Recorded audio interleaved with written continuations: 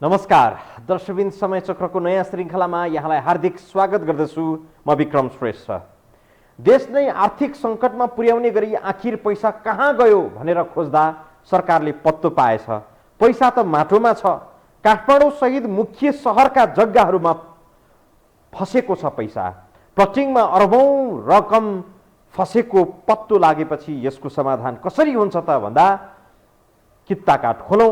कित्ताकाट खोलेपछि घर घडेरी खरिद बिक्री बढ्छ र पैसा निस्किन्छ भन्ने जुक्ति सरकारले निकालेछ।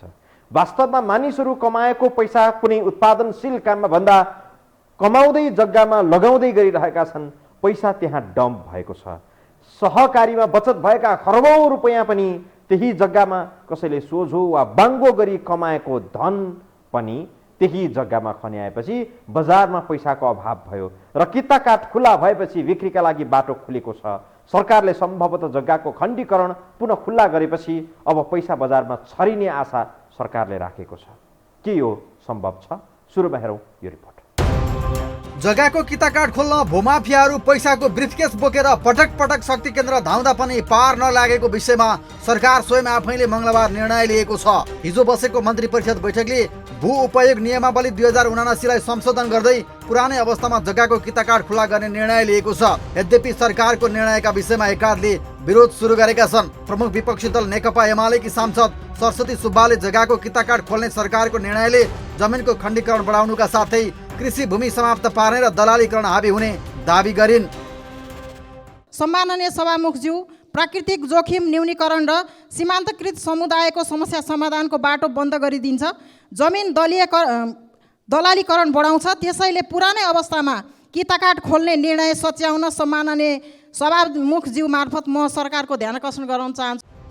सरकारले पैसा जति जग्गामा लगानी भएर डम्प भएको र कित्ताकाट रोक्दा आर्थिक चलायमान हुन नसकेको निष्कर्ष सहित जग्गा कित्ताकाट खोल्ने निर्णय गरेको छ। तर पुरानै अवस्थामा जग्गाको कित्ताकाट खोल्दा खेतीयोग्य जमिन खण्डीकरण हुने र उत्पादनमा ह्रास आउने पक्का छ। पछिल्लो केही वर्षदेखि बैंक तथा वित्तीय संस्थाहरूले अधिकांश लगानी जग्गामा गरेका छन्। सहकारीहरूले निक्षेपकर्ताको रकम जग्गामा हाल्दा बचत फिर्ता दिन नसकेपछि धेरै सहकारी रातारात भागेका छन्। तसर्थ जग्गाको कित्ताकाटसँग जोडिएका यस्ता विषयले अर्थतन्त्रमा नै असर पर्न थालेपछि सरकारले कित्ताकाट खोल्ने निर्णय लिएको छ। सरकारको यो निर्णयको धेरैले स्वागत गर्दा केहीले चिन्ता व्यक्त गरेका छन्। भूमाफियाहरूले दबाब दिँदा पनि अटेर गरेको सरकारले बजारमा मन्दी देखेपछि आफै कित्ताकाट खोल्न बाध्य भएको छ।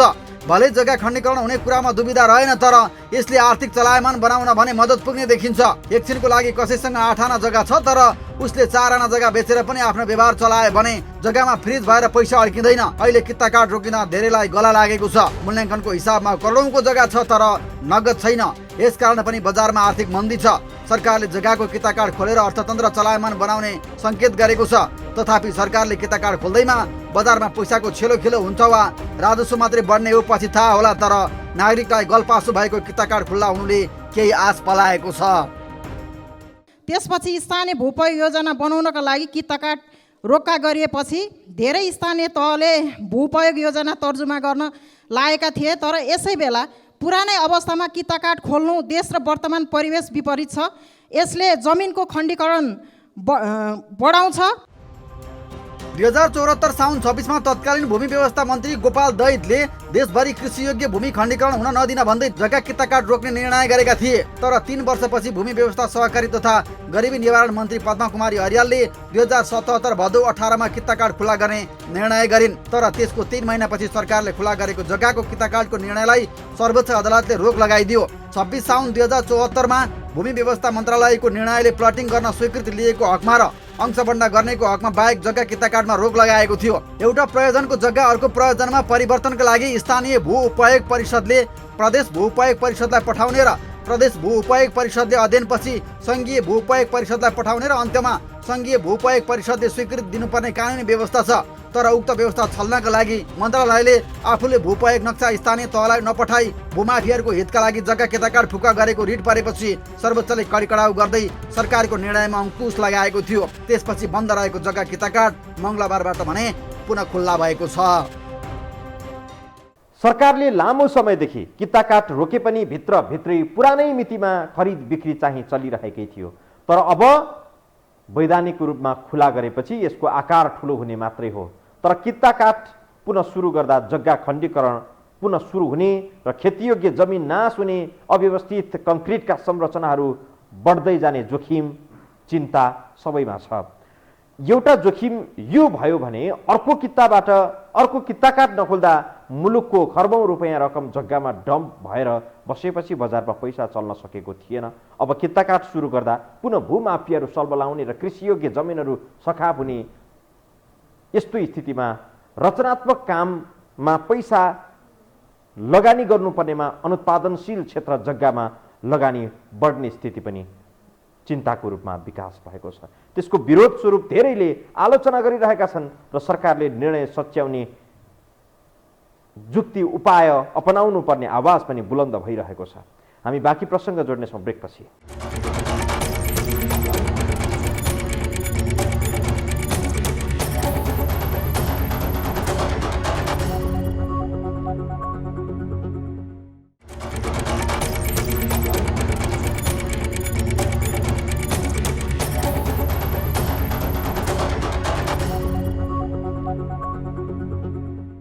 खेतीयोग्य जमिन प्लटिङ गरेर धमाधम घडेरीमा परिणत हुन थालेपछि सरकारले जमिनको खण्डीकरण रोक्न कदम चालेको थियो। सरकारले पहिलो पटक 2074 साउनमा कृषियोग्य जमिन कित्ताकाट गरी घडेरीको रूपमा बिक्री वितरण गर्न नपाउने निर्णय गर्यो। त्यसपछि मन्त्रालयले 2075 सालमा भूमिको वर्गीकरण र उपयोग सम्बन्धी कानुन तर्जुमा नहुन्जेल मन्त्रालयको त्यो निर्देशनलाई पुनरावलोकन गरेको थियो।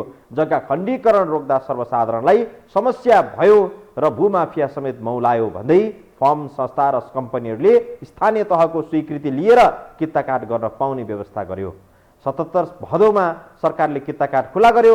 लगत्तै मङ्सिर 23मा सर्वोच्चले जग्गा कित्ताकाट फुकुवा गर्ने सरकारको निर्णयलाई बदर गर्यो। सर्वोच्चको उक्त आदेशपछि पनि प्लटिङ र घडेरी बनाउन रोकिएको चाहिँ थिएन। मात्रै यसपटक चोरी हुने काम देखाएरै गर्न पाइने भएको छ। थाहा छैन सरकारले आश गरेको आर्थिक सङ्कट यसले खुकुलो बनाउने छ या छैन। बाँकी हेरौँ यो रिपोर्टमा। लामो समयदेखि रोका भएको जग्गा कित्ताकाट खुलेसँगै दुई थरी तर्क सुरु भएको छ। एक थरीले जग्गा कित्ताकाट रोक्दा जग्गा सम्बन्धी कारोबारमा हुने गरेको आर्थिक चलखेल निस्तेज हुने दाबी गरिरहेको बेला अर्का थरीले कित्ताकाट खोल्नु भूमाफिया मोटाउने बाटो भएको भनेका छन्। यसले माफिया मोटाउने मात्रै होइन, खेतीयोग्य जमिन टुक्रा टुक्रा हुने निश्चित छ। अदालतले हस्तक्षेप गरेर जग्गा कित्ताकाट रोक्का गरे पनि व्यवहार त यो पूर्ण रूपमा लागू भएको छैन। अदालतको फैसलामा जग्गा कित्ताकाट रोक्का भनिए पनि मुलुकभरका अग्ला डाँडा यति बेला चिल्ला भइसकेका छन्। भूमाफियाहरूले खोला र डाँडामा डोजर चलाएर धमाधम घडेरीको रूपमा मोटो रकम असुली गरिरहेका छन्। यसै पनि कानुनको धज्जी उडाएर खुलियाम रूपमा मन लाग्दी गरिरहेका जग्गा दलालीहरूलाई नै पोस्ने गरी सरकारले कित्ताकाट खुला गरेपछि बिचौलियाहरूको रायदाई सुरु भएको छ। सरकारले खेतीयोग्य जमिन प्लटिङ गरेर जथाभावी घडेरी बनाउन थालेपछि त्यसलाई नियन्त्रण गर्न 2074 साउन 26मा कृषियोग्य जग्गा कित्ताकाट गरी घडेरीका रूपमा बिक्री वितरण गर्न नपाउने निर्णय गरेको थियो। त्यसपछि मन्त्रालयको त्यो निर्देशनलाई पुनरावलोकन गरी जग्गा खण्डीकरण रोक्दा सर्वसाधारणलाई समस्या भएको र भूमाफिया समेत मौलाएको भन्दै मन्त्रालयले 2075 पुस 27मा भूमिको वर्गीकरण र उपयोग सम्बन्धी कानुन तर्जुमा नहुन्जेल फर्म संस्था वा कम्पनीले स्थानीय तहको स्वीकृति लिएर कित्ताकाट गर्न पाउने व्यवस्था गरेको थियो। अहिले मुलुकभर आर्थिक मन्दी भएर अर्थतन्त्र सङ्कटमा परेपछि पैसा जति जग्गामा डम्प भएको विश्लेषण सहित सरकारले यो निर्णय लिएको छ। यद्यपि यसले आम नागरिकलाई केही राहत दिँदा बिचौलियालाई भने मोटाउने बाटो खुलेको छ। सहर केन्द्रित बसोबास बढेपछि जमिनको खण्डीकरण वृद्धि हुनुका साथै छोटो समयमा धेरै लाभ हुने भएकाले हिजो आज जुनसुकै पेसा गर्ने मानिस जग्गा व्यापार व्यवसायमा संलग्न छन्। यसले पनि जग्गाको माग बढ्दा कृषि उत्पादन हुने जमिन पनि टुक्रिएर क्षयीकरण भएको छ। जमिनको खण्डीकरण यसरी नै बढ्दै गए भविष्यमा विभिन्न प्राकृतिक विपत्तिसँगै खाद्यान्नमा परनिर्भर हुनुपर्ने जटिल अवस्था आउने जानकारहरू बताउँछन्। व्यक्तिको बढ्दो आय स्रोत, घर बनाउने क्रममा देखिएको वृद्धि आदि कारणले धमाधम खेतीयोग्य जमिनलाई टुक्रियाएर घडेरीको रूपमा विकास गरिँदैछ।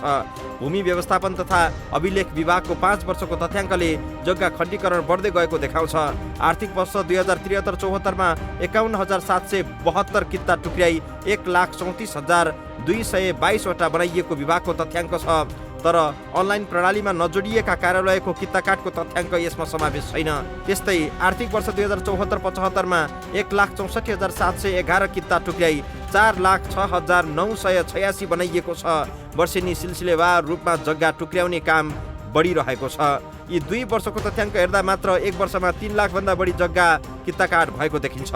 आर्थिक वर्ष 2075-76 मा 3,60,091 किता टुक्र्याई 8,12,302 किता बनाइएको थियो। आर्थिक वर्ष 2076-77 मा 4,47,700 बाट 10,06,237 किता पुर्याइयो। यस्तै 76-77 मा पनि यो क्रम रोकिएन। त्यसबेला 5,65,648 लाई टुक्र्याई 12,96,726 किता बनाइयो। यही 5 वर्षको तथ्याङ्कले जग्गा खण्डीकरणको दर कुन रूपमा छ भन्ने घाम जत्तिकै छर्लङ्ग छ। अझै सरकारले किता काट्ने खुल्ला गरेर चोरलाई चौतारो बनाइदिएको छ। भू उपयोग ऐन 2076 ले कृषि, औद्योगिक, आवासीय, व्यावसायिक, वन क्षेत्र गरी जमिनलाई 10 प्रकारमा वर्गीकरण गरेको छ। तत्कालीन भूमि व्यवस्था गरिबी निवारण मन्त्री पद्मा अर्यालले 77 भदौमा मन्त्री परिषदमा नियमावली पेश गरेकी थिइन्। तर नियमावली पास नहुँदै साउनमा नयाँ सरकार आएपछि प्रस्ताव मन्त्रालयमै फिर्ता गयो। पछि शशि श्रेष्ठ भूमि मन्त्री भएको बेला मन्त्री परिषदमा प्रस्ताव गरेको नियमावली नै किताकाटलाई व्यवस्थित गर्ने भन्ने निर्णय भयो। त्यसको आधारमा मन्त्री परिषदले एउटा क्षेत्रमा वर्गीकृत भूमि अर्को प्रयोजनमा प्रयोग गर्न नमिल्ने गरेर नियमावली स्वीकृत गरेको थियो। जुन पारित नियमावली अनुसार जमिनलाई उपयोगिताका आधारमा 10 भागमा वर्गीकरण गरेर उपयोग गर्ने नीति अघि सारियो। तर अझै कार्यान्वयन चाहिँ हुन सकेन। जथाभावी खण्डीकरण जारी छ। हामी बाँकी प्रसङ्ग जोड्नेछौँ ब्रेकपछि।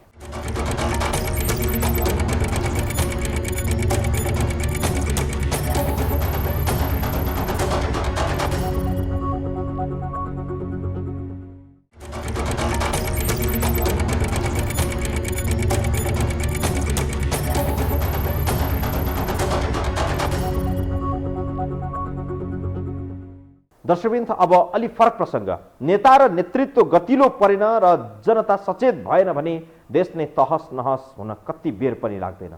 जुन कुरा थाहा पाउन धेरै पर पुग्नै पर्दैन। दक्षिण एसियाली मुलुक श्रीलङ्कालाई हेरे पुग्छ। ऋण काट्ने र घिउ खाने घाँटी नै नहेरी हार निल्न खोज्ने गर्दा आज पनि श्रीलङ्का आर्थिक सङ्कटको आइसियुमा छ। नेपालमा अर्थतन्त्रका सूचकहरू तर्साउने गरी नकारात्मक छन्। व्यापार घाटा यसरी ओह्रालो लागेको छ कि यसको दौडमा पहिलो बनिरहेको छ नेपाल। विदेशी विलासी वस्तु आयातमा सरकारले कडाई गर्दा पनि व्यापार घाटामा अपेक्षित सुधार हुन सकेन। केही मात्रामा आयात खर्च कम भए पनि त्यसले निर्यातमा समेत गम्भीर असर पुर्याएको छ। एक वर्षमा अघिल्लो वर्षको भन्दा झन्डै 5 अर्ब रुपियाँ बराबरको कम वस्तु बेचिएको छ। कस्तो छ नेपालको वर्तमान आर्थिक अवस्था र व्यापार, हेरौँ यो रिपोर्टमा। हालसालै इजिप्ट सरकारले एउटा अनौठो अपिल जारी गर्यो, जसमा भनिएको थियो अरू बेला फ्याक्ने गरेको कुखुराको खुट्टा समेत पकाएर खानु।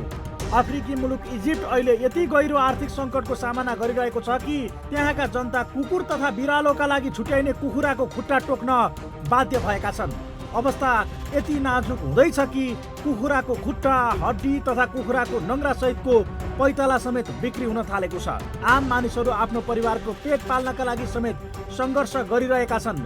यसको एउटै कारण हो इजिप्ट खाद्यान्नमा आत्मनिर्भर नहुनु र अधिकांश खाद्यवस्तु बाहिरैबाट आयात गर्नुपर्ने बाध्यताले थिचिनु।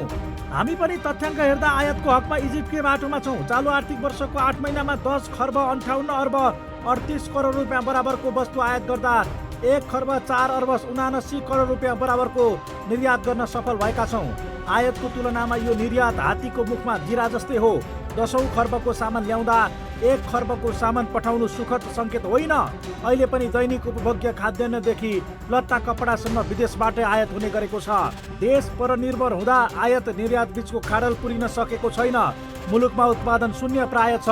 सुनदेखि नुनसम्म बाह्य देशकै भर छ। झट्टा हेर्दा 10 खर्बको आयात गर्दा 1 खर्बको निर्यात देखिए पनि गत वर्ष यसै अवधिको तुलनामा भने यो केही सुखद सङ्केत हो। गत वर्ष यसै अवधिमा 11 खर्ब 60 अर्ब 98 करोड रुपियाँ बराबरको व्यापार घाटा भएको थियो। तर अहिले समग्र आयात नै घट्दा व्यापार घाटामा केही राहत मिलेको छ। यस वर्ष मात्रै होइन, हरेक वर्ष चाहिँ हाम्रो व्यापार घाटा बढ्दो दरमै छ। गत वर्षको तुलनामा यस वर्ष चाहिँ आयात कम भएको कारणले व्यापार घाटा 17% घटेको अवस्था हो। यद्यपि हाम्रो निर्यात बढेको कारणले चाहिँ होइन, निर्यात चाहिँ झन्डै 29% घटेको छ। यसरी व्यापार घाटा चाहिँ तुलनात्मक रूपमा गत वर्षभन्दा घटे पनि समग्रमा भन्नुपर्दाखेरि बढेकै छ। सरकारले प्रत्येक दिन आत्मनिर्भरताको रटान लगाए पनि बजेट मार्फत घोषणा गरेका कार्यक्रमहरू अलपत्र छोड्दा निर्यातमा सुधार हुन सकेको छैन। राजनीतिक उतार चढाव र सरकार बनाउने र ढाल्ने खेलका कारण आर्थिक नीति र कार्यक्रमहरू यसै लथालिङ्ग हुँदा मुलुक आर्थिक सङ्कट उन्मुख छ। हाम्रो भन्दा 1.5 गुणा ठुलो अर्थतन्त्र भएको श्रीलङ्का टाट पल्टिएर शासकहरू नै अर्काकोमा शरण लिन पुगेको घटना सेलाएकै छैन। तर यति देख्दा देख्दै पनि मुलुकको तालाचाबी लिएर बसेका हाम्रा देशका शासकहरूलाई भने थोरै पनि चिन्ता छैन। यिनीहरूलाई सङ्कटले गाँच्दै गरेको विषयमा थाहा नभएर होइन, देखेर पनि नजरअन्दाज गरिरहेका छन्। परियोजनामा विकासमा पुँजीगत खर्चमा जाँदैन। त्यस कारणले गर्दा ओहो भोलि तलब पनि खान नपाइने हो कि भन्ने अस्ति नै एकचोटि प्रधानमन्त्रीले पनि भन्नुभएको थियो। तलबै खुवाउन नसकिने स्थिति हुँदैछ है भनेर उहाँले पनि अलिकति कर्मचारीहरूलाई काम अलिक राम्ररी गर्नु पर्यो है भनेर भन्नुभएको छ। त्यस कारणले यो अलिकति हामी चुनौतीपूर्ण घडीमा छौँ। त्यस कारणले स्वाभाविक हो अहिले हामीले भोलि चाहिँ नि हामीलाई ऋण तिर्न नपुग्ला, ऋणको सामा ब्याज तिर्न नपुग्ला, पेन्सन दिएको कुरा पेन्सन घटाउनै पर्ला, त्यो अवस्था पनि आउन सक्छ। फलस्वरूप 8 महिनाकै अवधिमा मुलुकको व्यापार घाटा 9 खर्ब 53 अर्ब 58 करोड रुपियाँ पुगेको छ। विभागको तथ्याङ्क अनुसार निर्यात हुने वस्तुमा पहिलो नम्बरमा प्रशोधित पाम तेल छ। यो अवधिमा 15 अर्ब 18 करोडको पाम तेल निर्यात भएको छ। निर्यात हुने दोस्रोमा भटमासको तेल छ। 8 महिनामा 8 अर्ब 37 करोड रुपियाँको तेल निर्यात भएको छ। स्मरण रहोस्, तेस्रो मुलुकबाट आयातित भटमासको कच्चा तेल, कच्चा पाम तेल नेपालमा रिफाइन भएर पुनः भारत निर्यात हुन्छ। विभागका अनुसार यो 8 महिनाको अवधिमा 98 अर्ब 95 करोडको डिजेल, 44 अर्ब 15 करोडको पेट्रोल, 38 अर्ब 72 करोडको खाना पकाउने एलपी ग्यास आयात भएको छ। यस्तै 35 अर्ब 86 करोडको सुन, 26 अर्ब 70 करोडको शुद्ध फलाम र 18 अर्ब 34 करोड रुपियाँको मोबाइल टेलिफोन आयात भएको छ। देशको आर्थिक सङ्कटलाई छेउैमा देख्दा पनि सरकार हाँकिरहेकाहरूले चिन्ता चाहिँ मानेका छैनन्, बरु ढाडस दिन छाडेका छैनन्। ढुकुटी रित्तियोस्, किसानलाई दिएको राहत बन्द गरौँ, अयोग्य भनिएका लडाकुलाई 80 करोड बाँडौँ भन्ने लाइनमा प्रधानमन्त्री लागेपछि देश कसरी उभो लाग्छ? आर्थिक सङ्कट कसरी मोचन हुन सक्छ? त्यसमाथि झनै आफ्नो उत्पादन शून्य बनाउँदै लाने र विदेशी उत्पादनमा भर पर्ने अवस्थाले नेपालको अर्थतन्त्र डामाडोल बन्दै गएको कुरा सरकारले नबुझेको हो र? विलासी वस्तुको आयातमा हुने खर्बौँको खर्चले झनै देशलाई टाट पल्टाउँदै लगेको छ। सरकारले बेलायमा विचार गरोस्। अवस्था दर्शकबिन आजलाई समय चक्र यति नै, बिदा दिनुहोस्। नमस्कार।